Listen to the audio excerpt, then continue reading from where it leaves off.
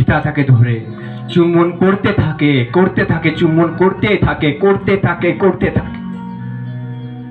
আমি আর আপনি আজকে মনে হতে পারি অনেক পাপ করেছি, আমি আর পুত্র নামের যোগ্য নই।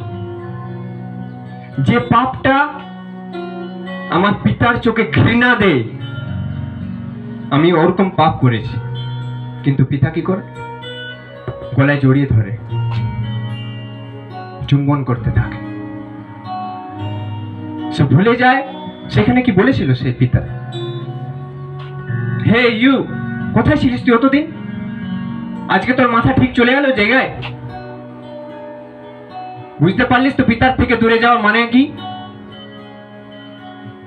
শহরের কাছে থেকে থাকতে হবে তোকে।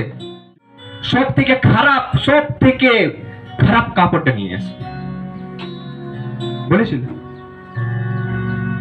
যেটা মজুর গুলা পরে সেই কাপড়টা দাও কি?